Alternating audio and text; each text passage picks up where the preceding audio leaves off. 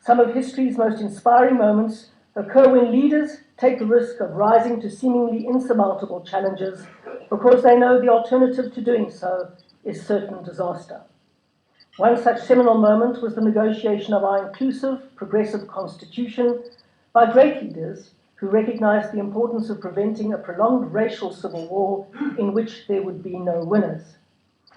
In Nelson Mandela's words, we were prepared to accept the inherent capacity for goodness in each other. A great deal has been achieved since 1994. Racist legislation has been demolished.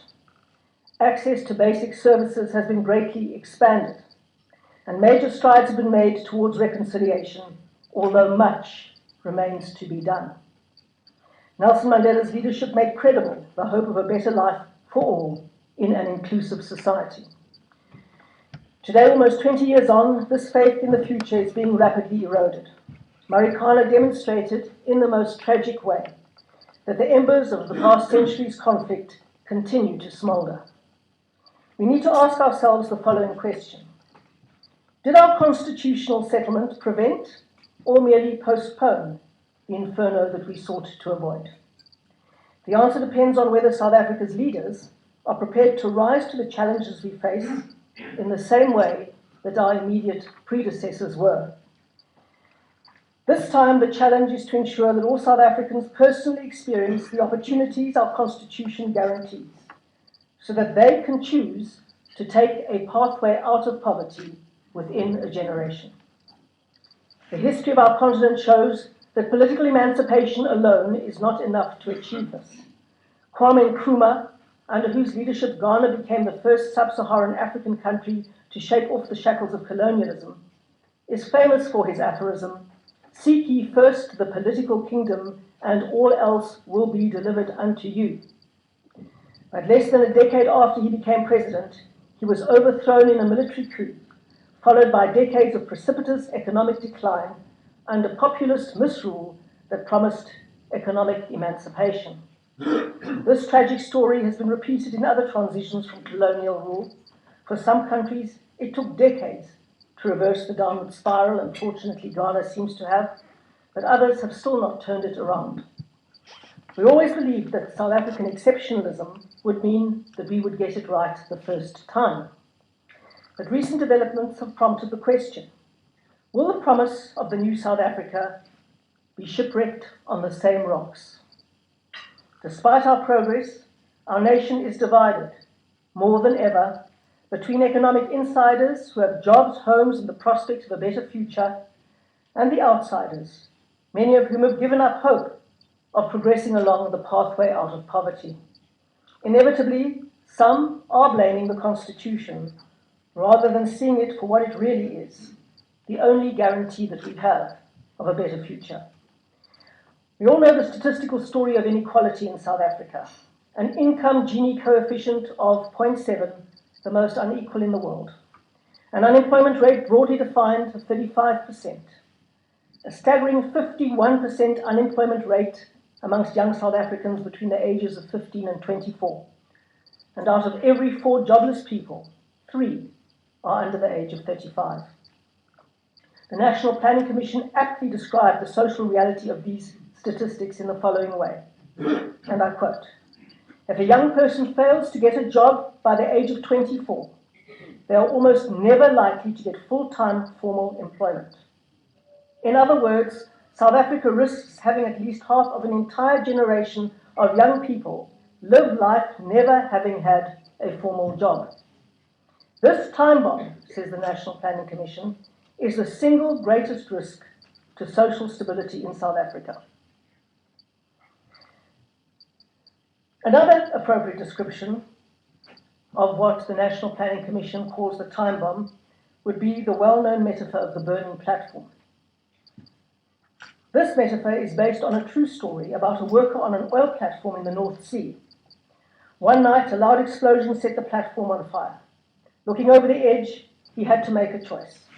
He could either stay where he was and be consumed by flames, or he could plunge 50 meters into the freezing Atlantic. The man jumped and survived. In ordinary circumstances, He would never have dared to take such a leap, but the burning platform radically changed his options and his response. In politics, the instinctive reaction to a burning platform is denial. The comfort of remaining in a familiar space, even when it gets very hot, usually outweighs the perceived risks of doing so, until it is too late. The National Planning Commission has described South Africa's burning platform very well. It has also set out comprehensive proposals to enable us to choose a soft landing. It creates a space for South Africans to come together, to share a vision of the kind of society we are trying to build, and gives us a blueprint to do so. But I fear that, despite the supportive rhetoric from Cabinet and Parliament, there is almost no chance of its coherent implementation, because this would tear the tripartite alliance asunder. Instead, the ruling party tries to douse the flames on its disintegrating and burning platform with a political equivalent of plastic watering cans. Thus, the COSATU conference cobbled together a compromise last week to renominate its top office bearers unopposed, despite irreconcilable divisions. And President Zuma hopes this will herald a similar safe passage for the ANC's top 6, or at least their top 4, at Mangaung in December. As President Zuma said last week, and I quote, "When challenges are there, this federation brings back unity." In other words, it is still easier to take the heat than allow the platform to fall apart. Some would argue that this is necessary for stability in South Africa, but this is a short-term view that compromises our ability to get to the root of the crisis of economic exclusion, unemployment, poverty, and inequality. The ruling party is terminally divided about what needs to be done to deal with these crises. That is why, for example, COSATU and the SACP have so vehemently rejected proposals for a youth wage subsidy that would enable young people to get a foot on the first rung of the economic ladder, or performance contracts for teachers that would introduce accountability into our education system. The divisions at the heart of government are the root cause of ungovernability. They will inevitably lead to the ruling party's implosion. This irreversible process will dominate the political landscape over the next 7 years. The key question we face is how to prevent the disintegration of the ruling party from becoming a disaster for South Africa.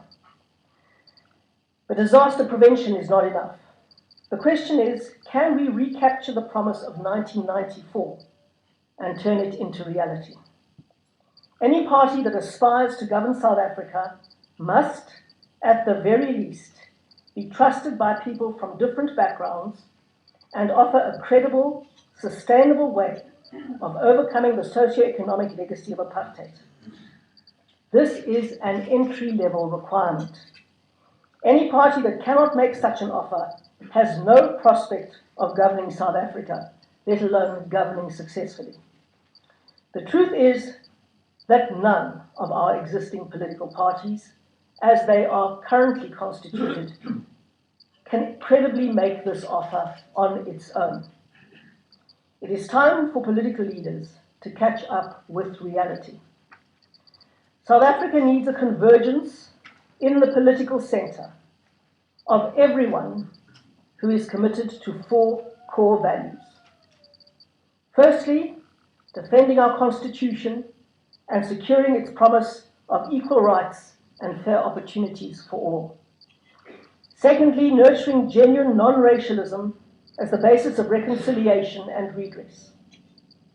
Thirdly, growing an appropriately regulated, market-driven economy that can achieve the levels of sustainable growth needed to reduce unemployment significantly and lower inequality. Building a state, this is fourthly, building a state that puts competence above party loyalty, values service, and punishes self-interest and corruption. Those are the 4 core values that must define the political center. And we need to come together in that space. But in South Africa, where our political affiliation tends to be ingrained in our psyche, it is especially difficult to take the leap required. It is like asking people to give up a part of their identity. It is easier to remain on a burning platform. The political parties of the past and the present are very powerful brands, but today they serve to keep apart millions of people who really belong together.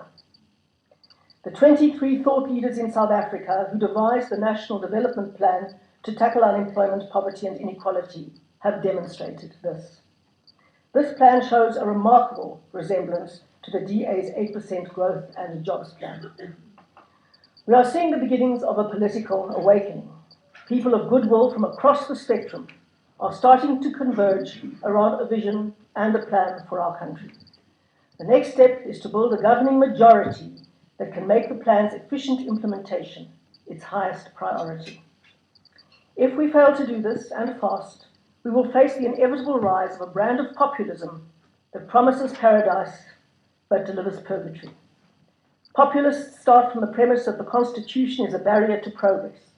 They mobilize on the basis of racial nationalism, and they seek control of the economy. They pose as champions of the poor to disguise self-interest and power hunger. They abuse the institutions of state to pursue political agendas and to enrich their political allies. And they use Marxist rhetoric to mask self-enrichment.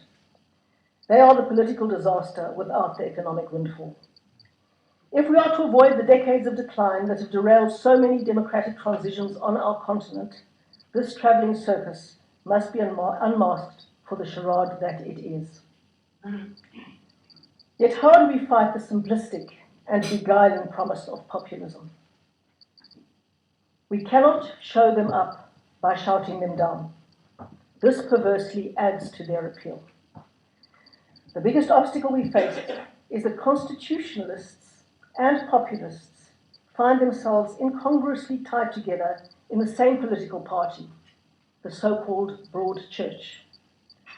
The dividing line between them runs through the middle of the ANC, which is paralyzed by ideological contradictions and confusion, and by interest groups vying for the spoils of office.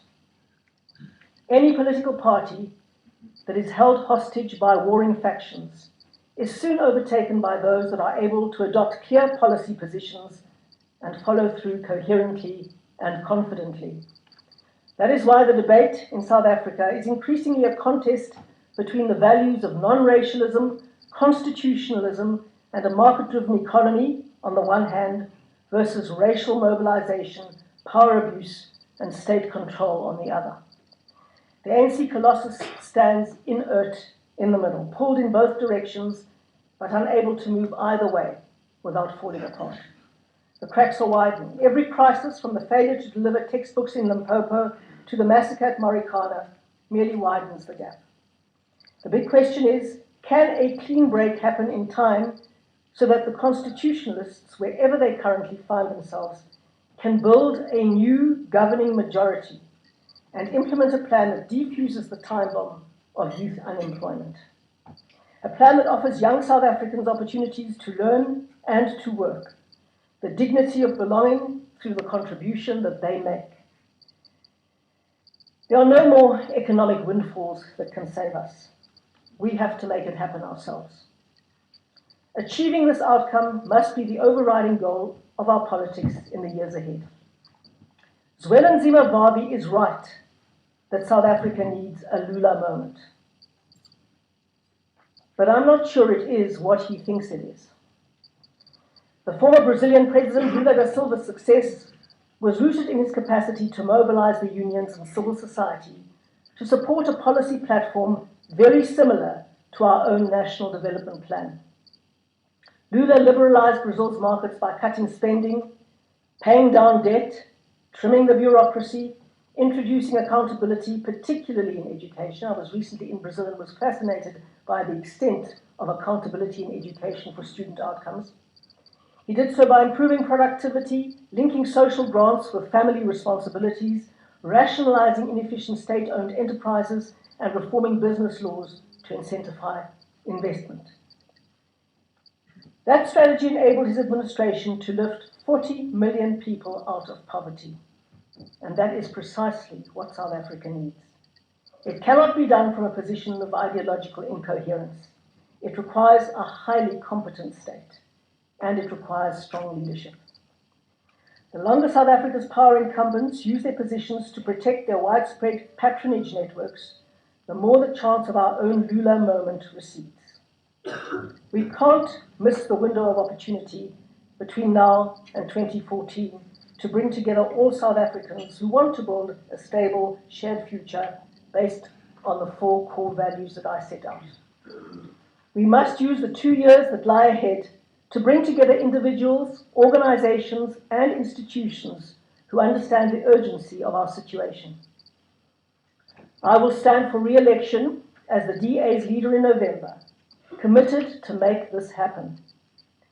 I call it the realignment of politics. I have committed myself to achieving this outcome since my election as DA leader 5 years ago. I know that there are many people in other parties who agree with this objective, but the comfort of incumbency too often trumps the insecurity of moving into the unknown. This fear will not prevent the ANC's erosion. A continuing succession of catalytic events, from tiny tremors to occasional quakes, will widen the cracks until the foundations collapse. The big risk is, though, that our constitution succumbs first. We have already experienced how a ruling party can undermine a constitution without changing a single word of it. We have seen the strategy of deploying loyal cadres to institutions of state to advance the sectional interests of a dominant political faction. We have seen it happening in the National Prosecuting Authority. We have seen it happening in the Judicial Service Commission. We have seen it in the disbanding of the Scorpions and the emergence of the Secrecy Bill. And we are seeing it in the drive to establish a single public service under central control. And we must recall at the ANC's recent policy conference that those advocating the confiscation of property without compensation were only narrowly defeated. The message was not lost on investors. And so the assault on our constitution undermines our capacity to grow our economy and create jobs. So how can we advance the political realignment that South Africa needs? All of us, whatever our present and past political affiliations, need to decide where we stand now. The choice is between the populists, whoever their leaders turn out to be, and even if this means the end and demise of Julius Malema, that does not end the constituency that is there to support populism. So whoever their leaders turn out to be, who will drive South Africa into the abyss of absolute poverty, or the constitutionalists who must rise to the challenge of implementing a plan which is well summarized in the National Development Plan, that gives everyone a chance of belonging, of working to improve their own lives, and of contributing to society. The risk of leaving our own comfort zones, as Patricia de Lille has already demonstrated, pales into insignificance compared to the alternative. The decision of the DA and the ID to come together began the process of realignment. We cannot let the demagogues win. We need to come together in a single party committed to building a non-racial and prosperous South Africa. We must join hands and walk this road together. If we remain divided, we will be defeated. The dream of the Rainbow Nation will lie in ruins.